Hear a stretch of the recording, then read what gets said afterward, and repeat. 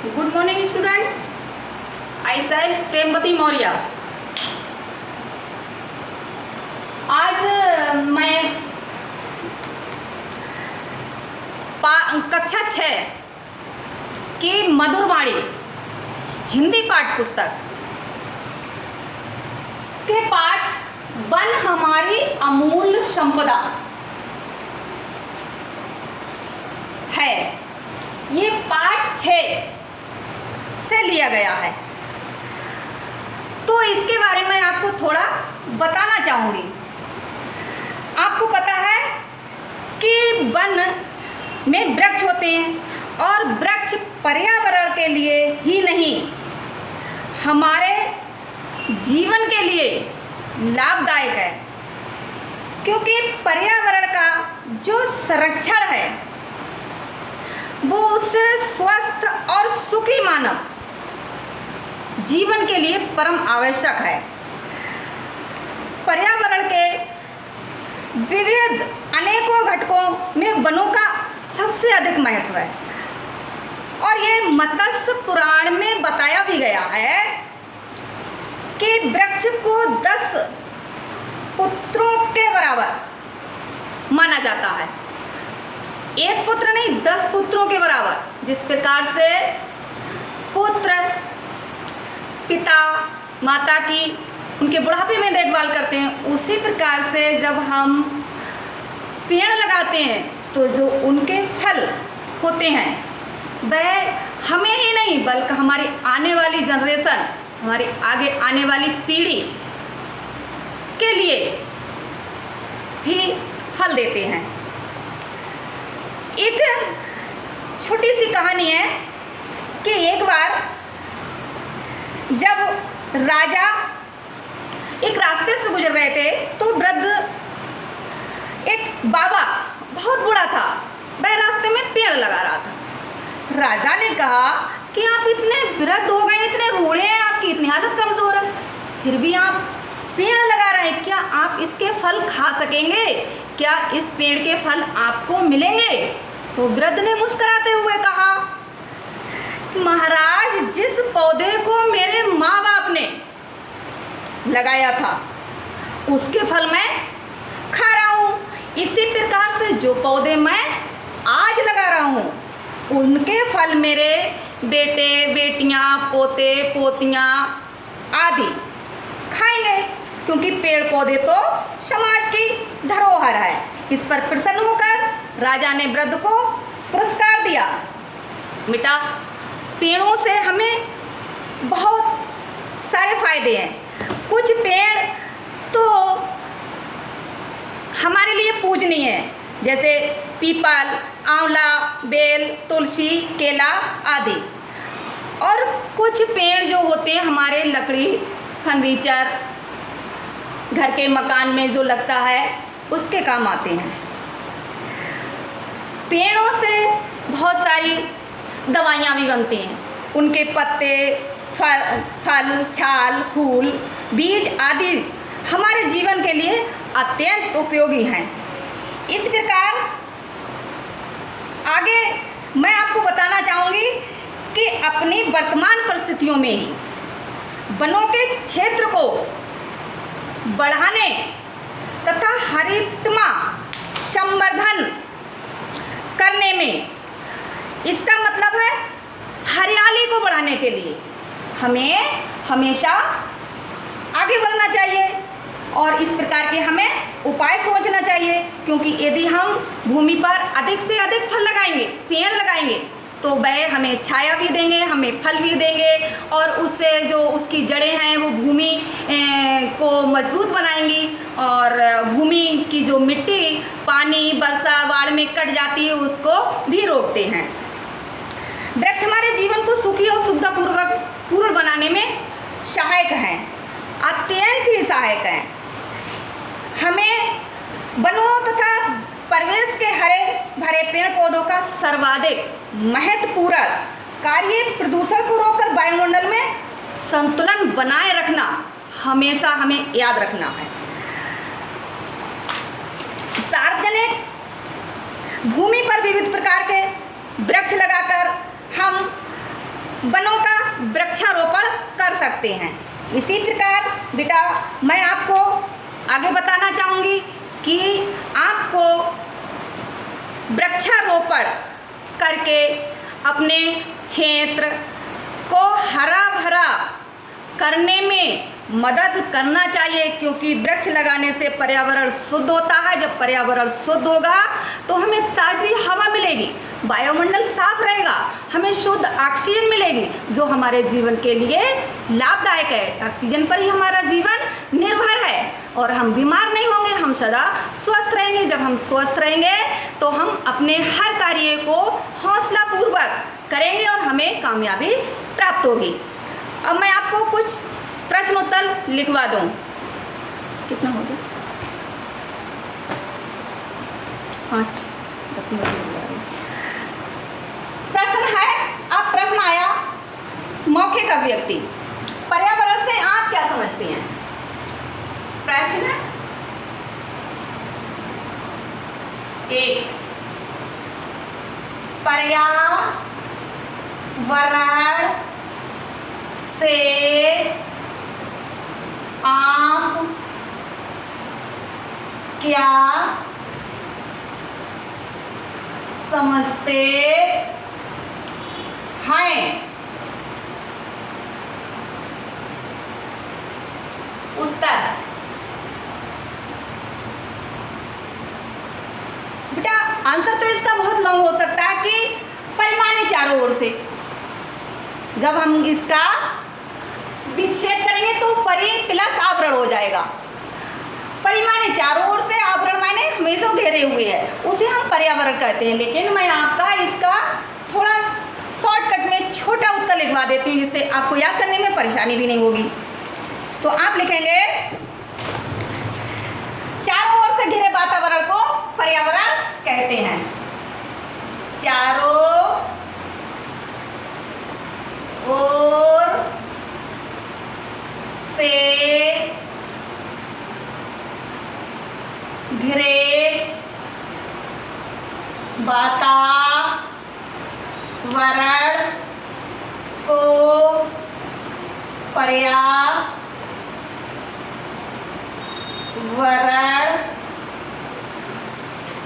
कहते हैं।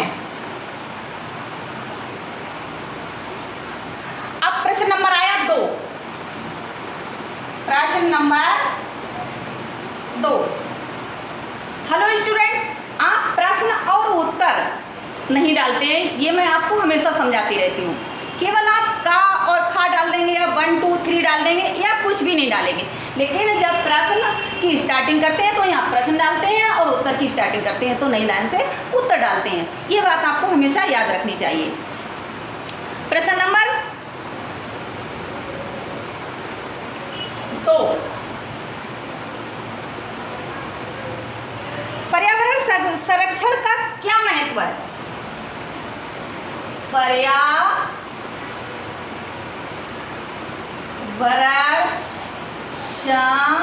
संरक्षण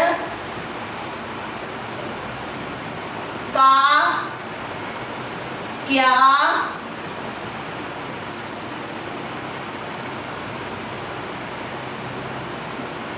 महत्व है?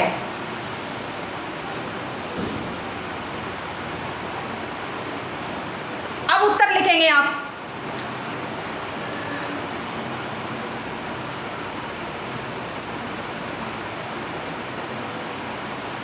पर्यावरण का संरक्षण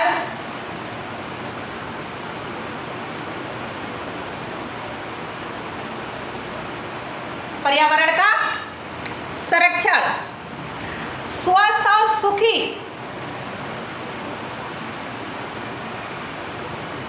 स्वस्थ और सुखी पर्यावरण का संरक्षण स्वस्थ और सुखी मानव जीवन के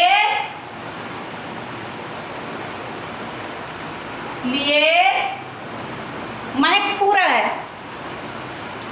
के लिए महत्वपूर्ण है।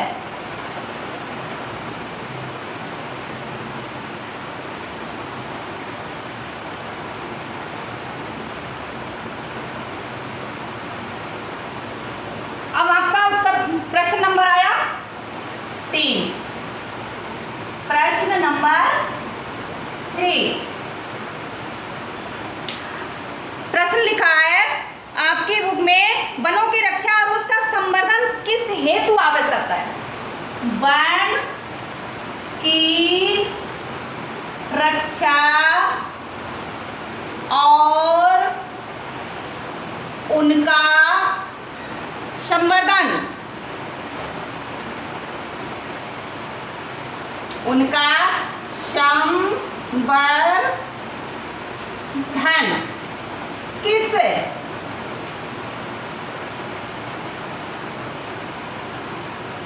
हेतु आवश्यक है? आवश्यक है।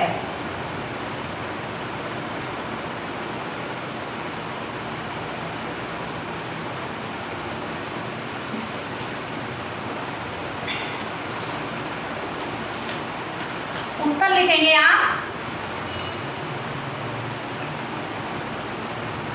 वन की रक्षा और उनका संवर्धन किस हेतु आवश्यक है? तो मैं इसे आपका बहुत बड़ा ना लिखवाकर आपका शॉर्ट में लिखवा देती हूँ। मानव जीवन की सुख सुविधाओं की सुख सुविधाओं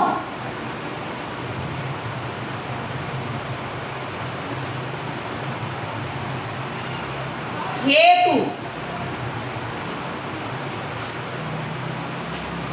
आवश्यक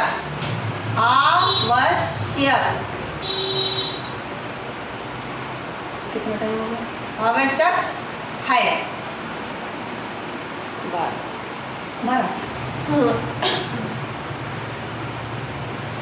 मानव जीवन की सुख सुविधाओं हेतु आवश्यक है वन की रक्षा और उनका संवर्धन। अब क्वेश्चन आया आपका,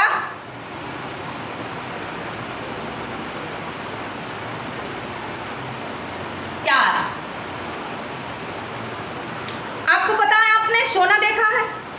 सोना कैसे कलर का होता है? सोने का रंग कैसा होता है? सुनहरा होता है, जिसे आप गोल्ड कहते हैं, गोल्डन कहते हैं। अब इसीलिए यहाँ सोना की बात की गई है, क्योंकि पेड़ को जो हम वन में या रास्ते में सड़कों पर जो पेड़ लगाते हैं उनसे फल मिलते हैं, फूल मिलते हैं, पत्ते मिलते हैं, जड़ी बूटियाँ मिलती हैं, छाल मिलती हैं, बहुत सारी अनेकों चीज़ें मिलती हैं। तो इसीलिए हम उन्हें क्या कहते हैं? हरा सोना। तो अब आपका प्रश्न है, हरा सोना किसे कहते हैं?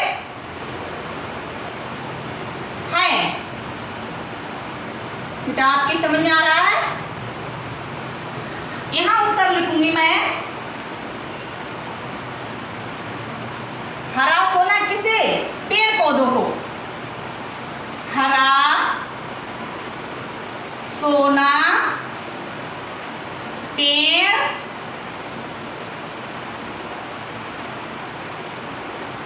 पौधों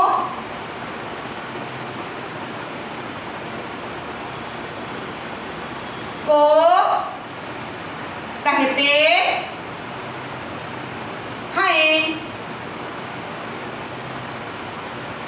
अंडरस्टैंडिंग? प्रश्न नंबर 5, सामाजिक वानिकी क्या है? प्रश्न नंबर 5, सामाजिक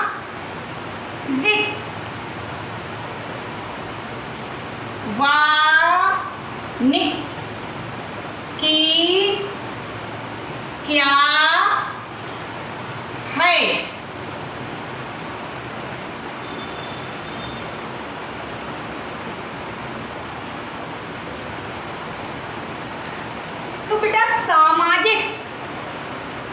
यानी जो हमारा समाज है, जहाँ हम रहते हैं, उसे हम समाज कहते हैं। और समाज को मिलाकर ही एक गांव बनता है, गांव को मिलाकर ग्राम पंचायत बनती है, ग्राम पंचायत को मिलाकर एक तहसील, डाकखाना आदि, फिर तहसील को मिलाकर यानी डिस्ट्रिक्ट बनती है। इसी प्रकार से बेटा सभी कुछ को मिलाकर हम यहाँ देश भी बोल सकते हैं। तो उत्तर नंबर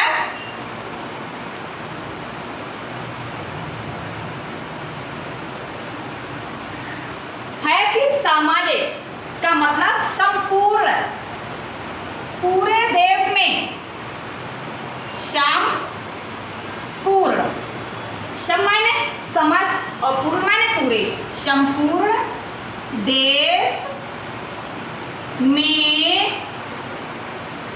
क्या करना? वृक्षारोपण, वृक्ष पेड़ पौधों को लगाना, वृक्षारोपण, सॉरी,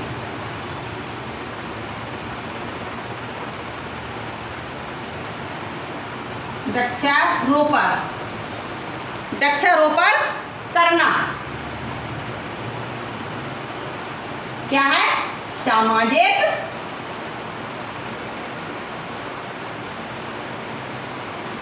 वानिकी,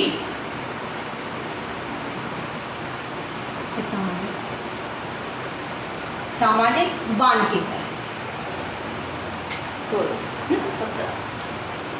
ओके, थैंक्स, धन्यवाद बेटा। आप लिखेंगे और इन्हें याद भी करेंगे। Okay, bye.